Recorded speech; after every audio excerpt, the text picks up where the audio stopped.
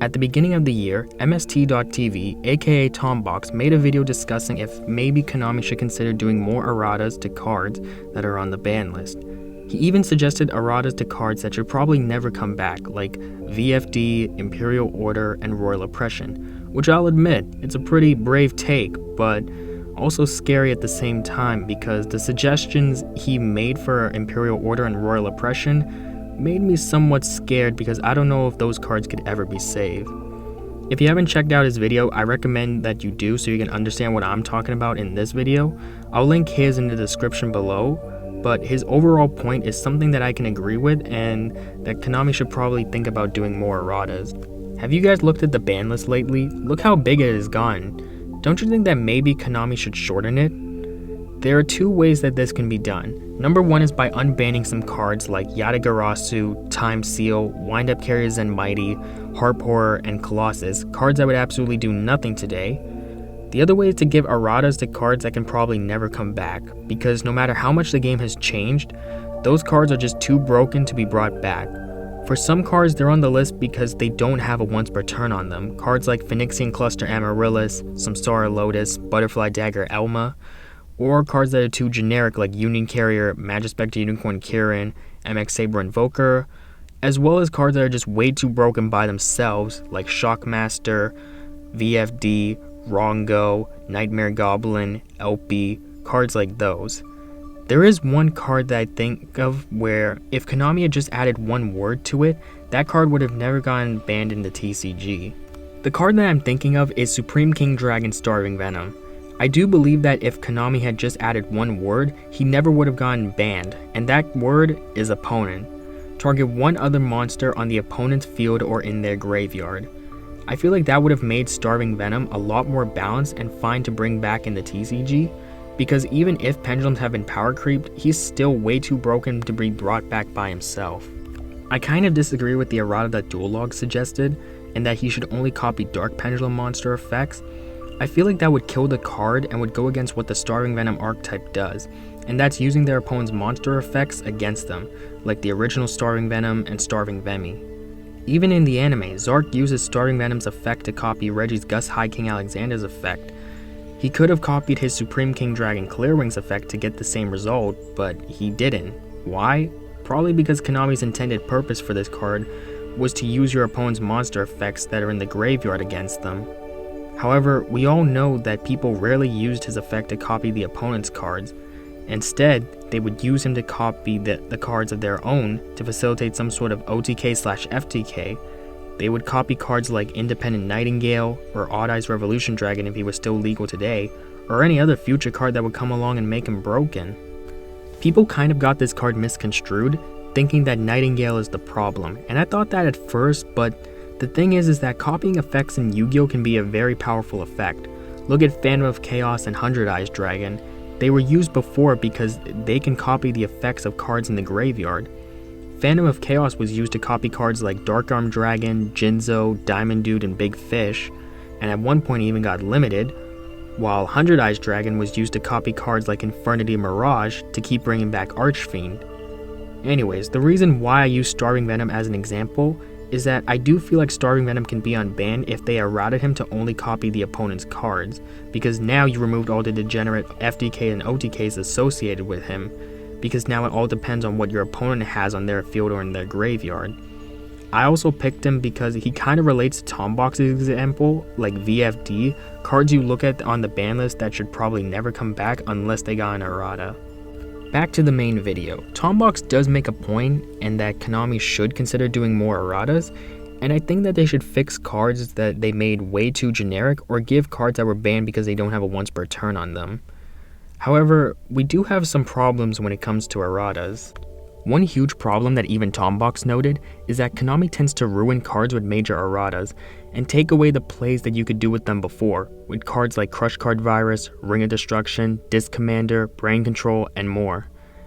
I think Tombox would agree with me on this, and that when Konami is going to errata a card, they should errata it in a way it was intended to play, but also try to keep some of the plays you were able to do with it before, so it's not entirely a former shell of itself. If they can't do that, then don't give it an errata. In other words, Try to balance the card without altering the effect entirely, and if they can't do that, just leave the card on the ban list.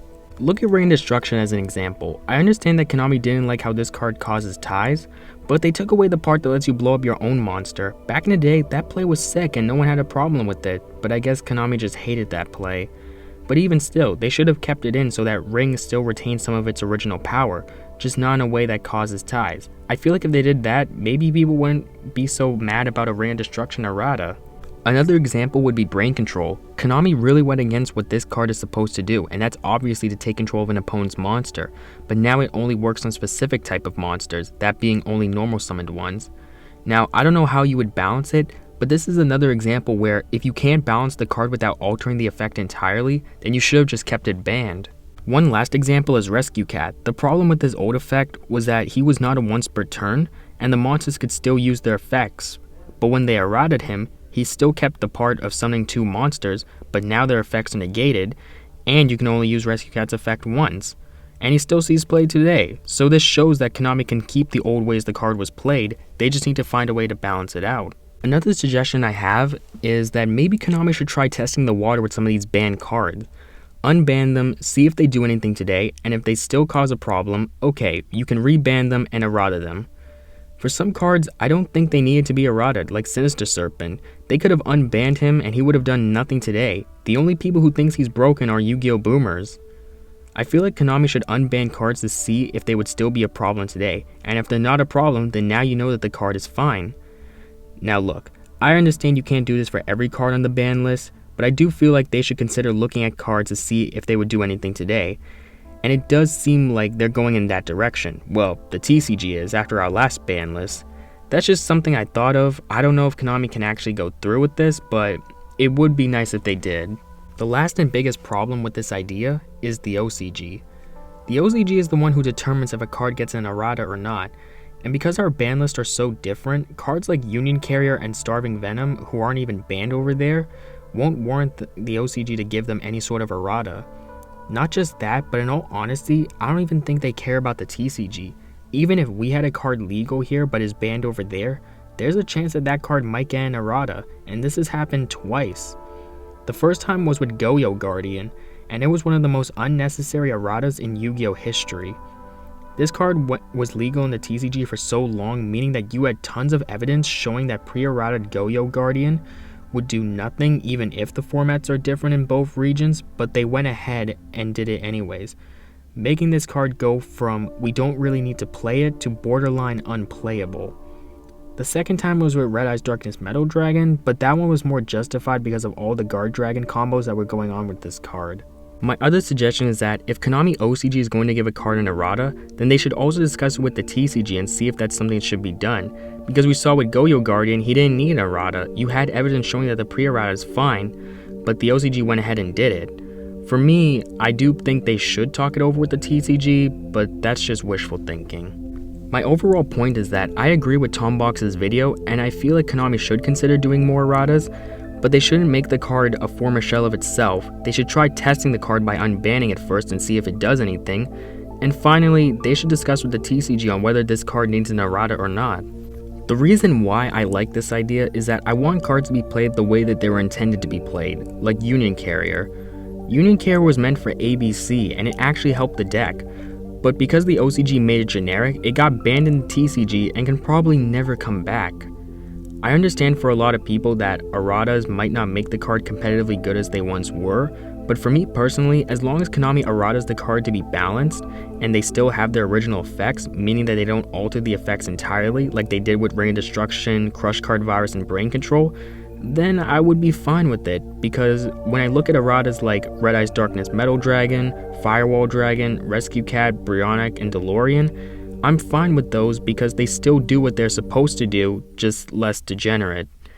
That's my thoughts on Tombox's video. Hopefully he sees this and likes it, and I hope you guys like this video too and subscribe for more. Thank you.